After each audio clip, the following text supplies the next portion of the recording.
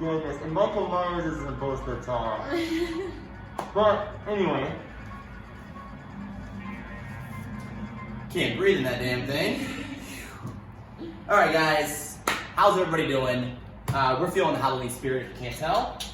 We have a raffle basket. We're getting ready to auction this off to one of our happy people. Hopefully that they enjoy the Halloween spirit as well. But before we get into that, I'm your host, Micheal Myers / William Proof from Real Estate One. And I'm your host, Laurie Storde / Hannah Lanchowski, Real Estate One. Laurie Strode, I'm really fighting the urge to stab her right now. I have the Micheal Myers blood rolling within me right now. So, anyway guys, you already know the rules. Positive impact, one stab at a time. And we are Crickety Coconut. Breaking the bones. Breaking the bones. That was good. That was great. All right, guys. So on today's episode, we're gonna bore you a little bit with some real estate verbiage. But before we do that, we're gonna do our little bit. I always say our little bit of a raffle basket here. So I'll let Hannah / Laurie Strode do the honors. Take a stab at it with the puns. Oh my god.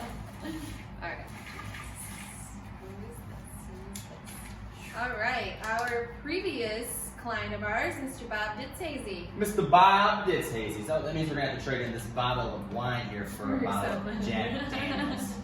Because he's not going to drink that. But yeah, congratulations, Bob, for winning. If you want to pick it up, you can, or we can deliver it to you. We'll probably just drop it off at your door with the mask on and scare the Jesus out of you. So, guys, on this week's episode, we're discussing earnest money deposits. Really short, really sweet, straight to the point. We have a Halloween party we're getting ready to go to, so we're going to knock this out of the park really quickly. So, earnest money deposit, what is it, who needs it, and why do you need it in a real estate transaction? So, an earnest money deposit, I like to refer to as a good faith deposit, right? It lets the seller know the property that you're going to purchase. It lets them know that you're serious about it. So, you know, earnest money deposit can be anywhere from $100 to $2,000. We always recommend it between $1,000 and $2,000 because the stronger or the more earnest money deposit that you put down, the stronger buyer you look like.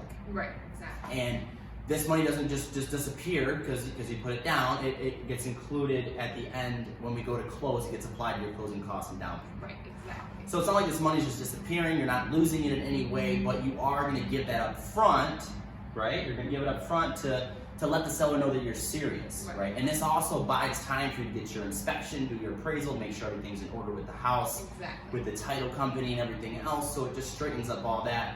And again, it just lets the seller know that you're serious. It's kind of like when you go to, you know, if you're getting a tattoo, similar to that.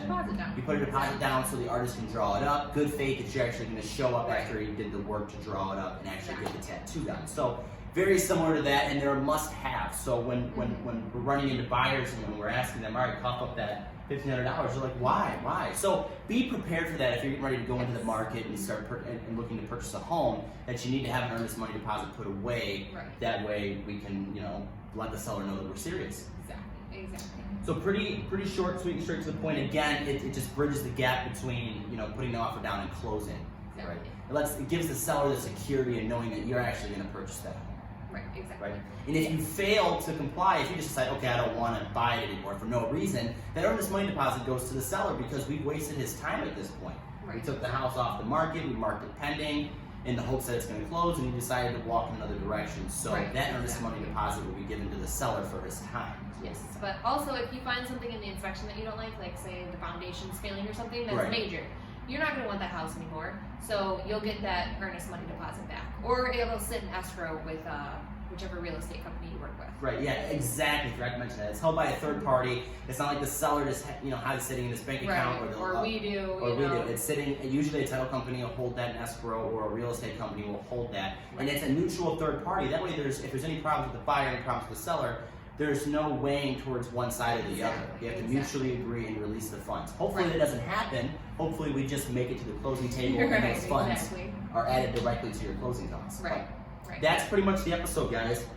We wanted to keep it short and sweet, like I said before. Crickety coconut cracking the bones. We got some killing to do. Got some killing to do, and I will be out scaring kids this Halloween, so make sure you bring them by. Shake. Laurie, are you ready to die?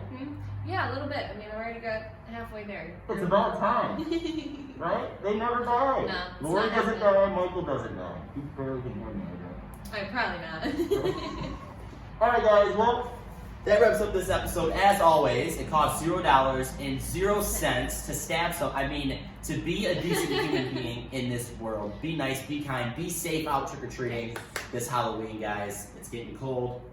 But we'll see you guys on the next episode.